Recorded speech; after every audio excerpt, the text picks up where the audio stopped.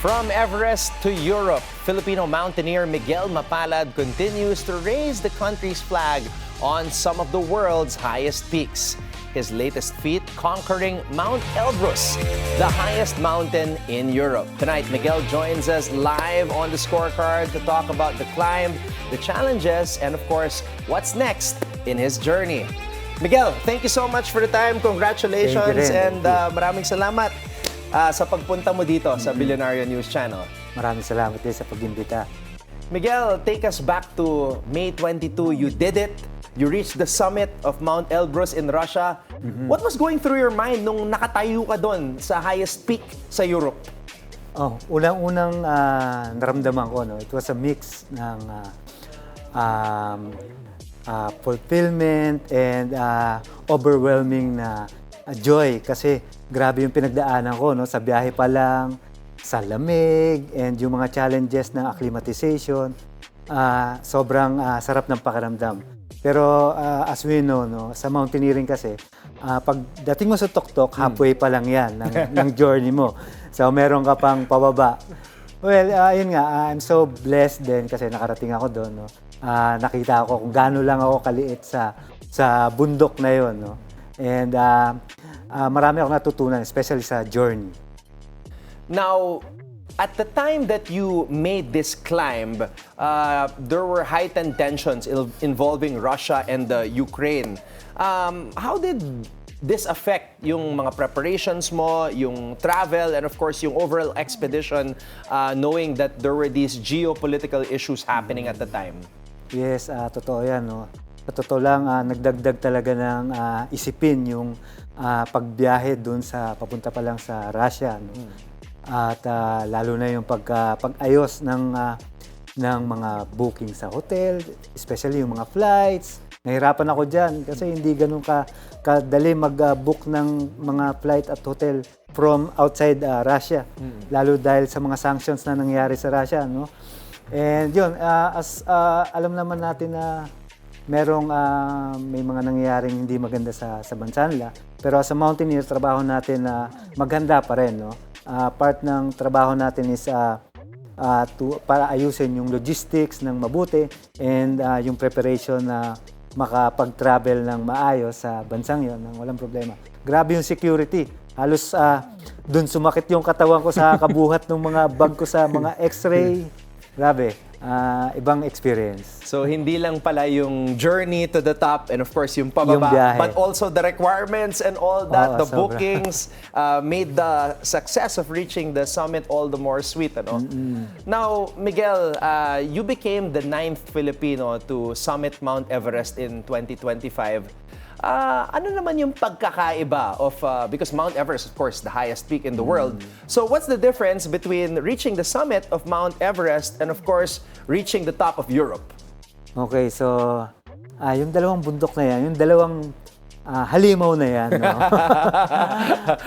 meron silang kanya-kanyang karakteristik, kanya-kanyang challenges. Like yung Everest, merong high altitude, merong death zone, merong ice fall, and yung Mount Elbrus naman, isa siya sa pinakamalamig na bundok sa buong mundo. Nasa Europa siya, yung lugar niya nasa almost sa taas ng hemisphere, yung lugar niya talagang pasukin ng lamig, talaga sumasalubong sa hangin. So unpredictable yung weather diyan.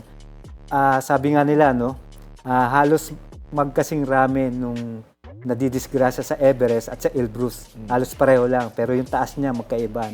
So, wag nating mamaliitin yung Mount Elbrus. Meron pa rin tayong altitude dyan na 5,000 meters, na talagang kailangan mo mag-acclimatize. At inabot din ako ng araw para mag-acclimatize at mag-adapt yung katawan ko sa ganong elevation. Miguel, you mentioned something interesting, death zone? Yeah. Ano ibig sabihin nun? Yung death zone, yan yung kadalasan sa 8,000 meters, sa mga 8,000 meters na elevation. Kasi ang death zone, ibig sabihin yan, wala nang oxygen. Sobrang nipis na. Siguro mga 30% na lang. So when I'm in Everest, ang death zone dyan is nasa Camp 4. Dadaan kami dyan, almost 24 hours kami nasa Camp 4. And yun yung talagang unti-unti na ah, pinapatay yung katawan namin. Kumbaga, hindi kami nakaka-recover kahit anong pagod namin. Kung halimbawa, sobrang exhausted kami, hindi kami basta-basta makaka-recover. So, kailangan namin bumaba sa mas makapal na oxygen para mas maka-recover yung katawan namin. Pag nandun ka sa death zone, wala na. Paubos ng paubos ang sarili mo. So I'm guessing, Miguel, pag dumaan ka dyan sa death zone, it's more of a mental challenge na. Yes, talagang totoo yan. Yung hindi lang naman sa death zone, no? Pero halos lahat ng bundok talagang mental challenge yan. Yung hirap, yung hakbang, yung lamig. Minsan hindi na makontrol yung mga bagay na hindi na talaga makontrol, kagaya ng mga bad weathers, yung mga avalanche. Yan yung mga talaga uncontrollable. Kaya kailangan mental challenge na ano dyan. Miguel, marami ka ng mga, yun nga, halimaw na overcome. We're looking at Everest, of course, Elbrus, Kilimanjaro, Everest Base Camp. Ano yung nagiging motivation mo? Like, what drives you to keep conquering itong mga halimaw na to, reach the highest peak? What's the motivation? Saan ko umuhugot ng lakas? Well, personally, for me, yung pag-akit sa bundok is giving me clarity and physical health. No? Yan yung mga benefits na nakukuha ko sa pag-akit sa bundok. Of course, siyempre nare-rewind ka, no, sa stressful na mga pangyayari dito sa syudad, sa trabaho mo, or sa kung saan man, no? Pero pag nandoon ka sa bundok, talagang mare-refresh ka, no? Mare-restore yung energy mo. That's for myself. Pero as a mountain guide, no, I'm a mountaineer, no, as a profession. I'm leading groups and I'm motivating also other climbers na to go to challenge themselves para makaakyat or matest yung capabilities nila sa bundok. And for me, natutuwa ako pagka naglilid ako sa mga ganyang bundok, ganyang matataas na bundok, no, at nakikita ko yung mga nakakasama ko na na-achieve nila yung mga goals nila, and nakikita nila na overcome nila yung limit nila, yung kinakatakutan nila, no. For me, sobrang saya ko doon. You mentioned you're a mountaineer, you have your mountaineering group, and I want you to talk about that in a bit. But prior to that,